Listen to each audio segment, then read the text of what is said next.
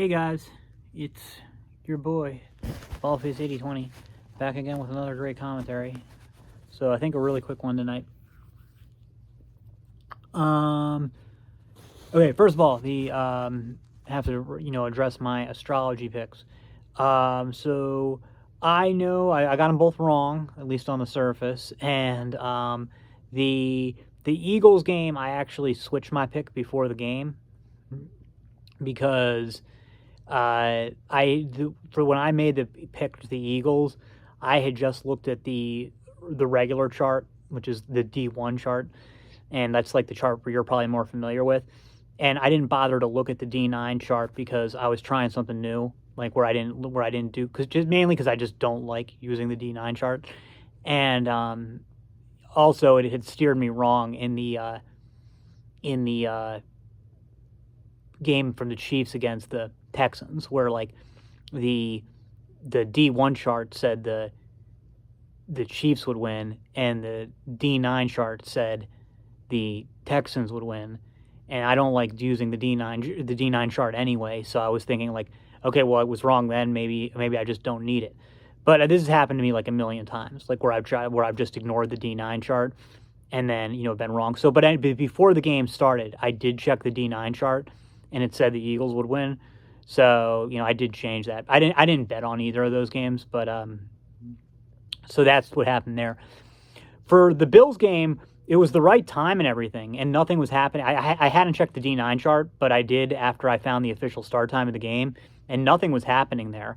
I just blew the read on that one because there was two. You can go look it up yourself if you want. You can go to astroseek.com.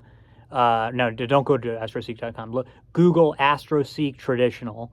Click on the traditional birth chart, and then go down to the thing where you switch you click the box where it says reverse date, day and night, and then type in Kansas City and time, Kansas City for place, the yesterday's date, and the time was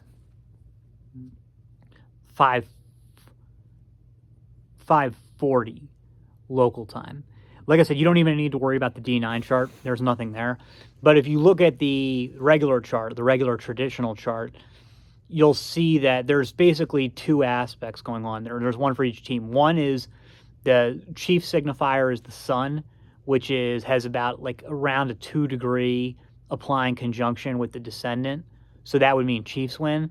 But then there's the aspect that I was talking about in the previous video where the moon goes to oppose part of fortune. And I think at like 2 degrees or something. So that I just loved that, like looked at that, and I didn't even think to look for like where the main signifiers were. It was like the sun versus the Chiefs had the sun, and I'm pretty sure the Bills had Saturn. And I didn't even look at that. So I just blew the read on that one. So yeah, that's what happened there. So far, like for playoff type games, I mean, I've done a lot. I'm not saying obviously I've gotten a lot of them wrong, but the only playoff game I've ever seen where I just can't figure it out, even in hindsight, is the Chiefs versus the Texans game, where that really looks like a Texans win. I don't know what happened there. Anyway, so yeah, officiating. Yeah, I saw the main. I mean, I know there's a bunch of calls people are complaining about, but I think the main call was that fourth that they got stopped on. The Bills got stopped on. To me, it looked like he made it. I mean, I'm not like I wouldn't bet my life on it or anything, but I thought he made it. I definitely didn't think it was super clear. Supposedly, there's an overhead angle where it was more clear. I don't know. The thing is, and I've been really against, saying the NFL is rigged, and I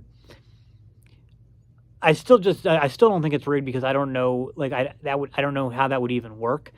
But and for the most part, I think officiating that I've seen is good, and I don't have too much problem. Here, the problem that I'm having, and I think this is the problem that a lot of people have, is that, like, these calls overwhelmingly to me, I mean, there might be a few exceptions, but overwhelming to me, overwhelmingly to me, these calls that are breaking the Chiefs' way, are borderline calls that could go either way, or you could, or even when they're wrong, you understand why they were made in the heat.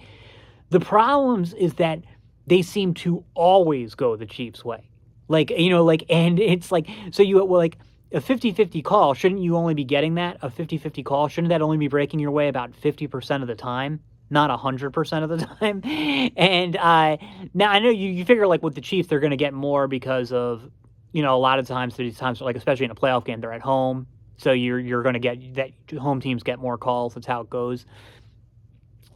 And so then you got a guy like Mahomes who's really good at baiting calls, and which is a skill and good credit. I mean, it's he's taking advantage of rules and rules emphasis that shouldn't exist, but still. So I wouldn't expect it to be 50-50, but I'd expect it to be a lot closer to 50-50 than it seems to be.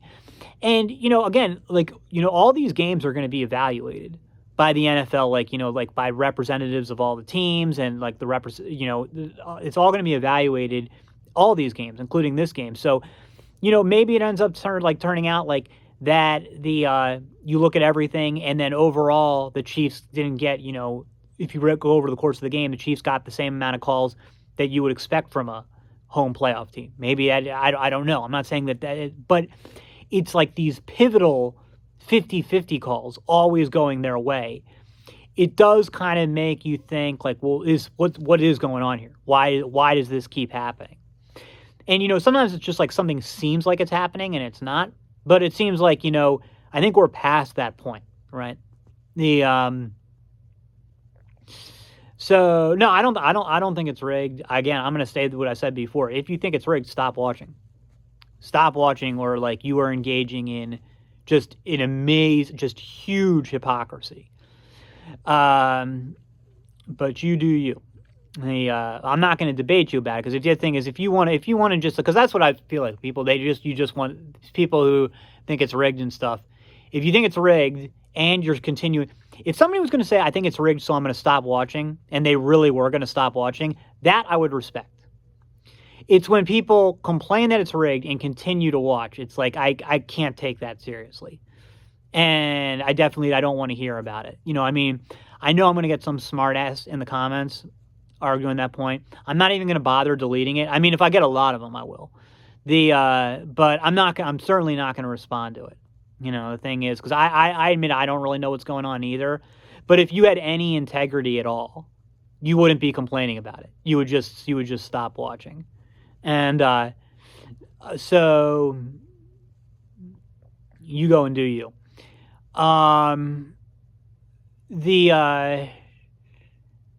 The Eagles versus the Chiefs.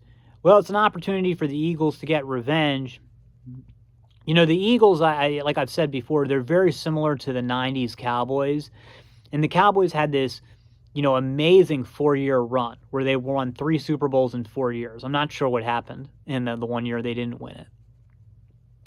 The last year they won the Super Bowl was with a pretty Barry Switzer, who's regarded in hindsight as a really mediocre NFL coach. He was a great college coach, but regarded as a mediocre coach at the NFL level.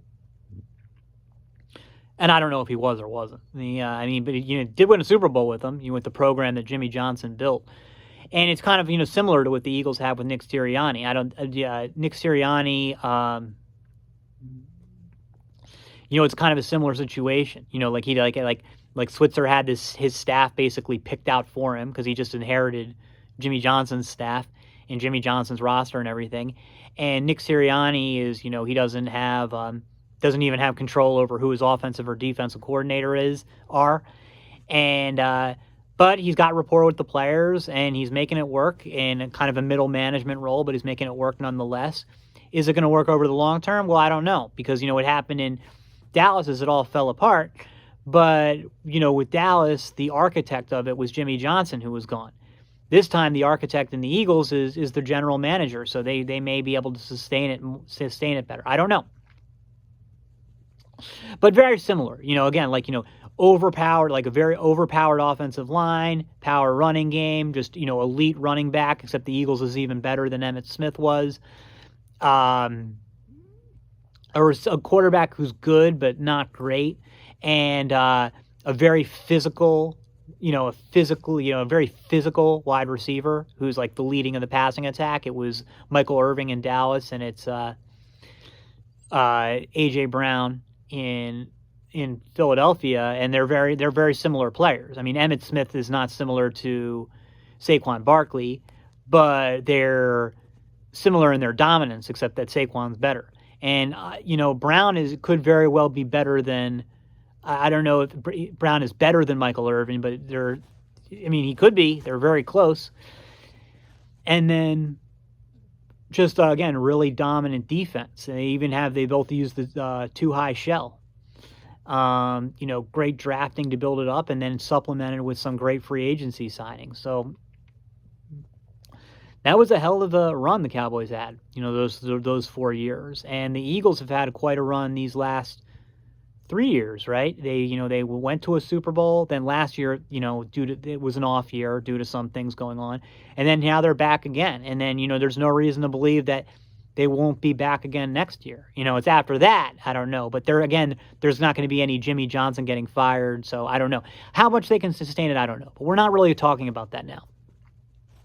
I'm just saying that they remind me a lot of those Cowboys teams. And meanwhile, the Chiefs remind me of because the Cowboys team was the mid-90s. Those Cowboys dominant teams were the mid-90s. The Chiefs remind me a lot of the Joe Montana mid to late 80s 49ers teams. Like a team that was maybe not as physically dominant as the later Cowboys teams, but it was on to like the Magic Man quarterback. It was Joe Montana for the Niners, and it's Patrick Mahomes for the Chiefs. And so you had those two kind of dynasties. The late 80s, early 90s 49ers dynasty, and then you had the Cowboys dynasty in the mid 90s. And it's interesting to think, well, what would have happened if those teams had run into each other? I mean, it wasn't possible, obviously, but I don't know. But, I guess you'd probably pick, the 49ers because they had Joe Montana. And then, so this game coming up, you'd pick the Chiefs because they've got Patrick Mahomes. But I think come what may, it'll be really close. I can't do a chart for it because God only knows when that game is going to kick off. So this is just, football. This is just pure football here. Very tentatively go with the Chiefs just because they always seem to pull it off, whether you think it's rigged or not. Even if you think it's rigged, it's like, okay, if it's rigged, they pull it off. So maybe that's it. And if it's not rigged, I don't know, it just breaks their way. They just, they're just the team of destiny. But again, those 49ers teams didn't win the Super Bowl every year. The Patriots teams during Tom Brady's dominance didn't win the Super Bowl every year. There's times where they come up short. Maybe this will be one of those years. I am very tentatively taking the Chiefs over the Eagles. That's all for now. See you in the next.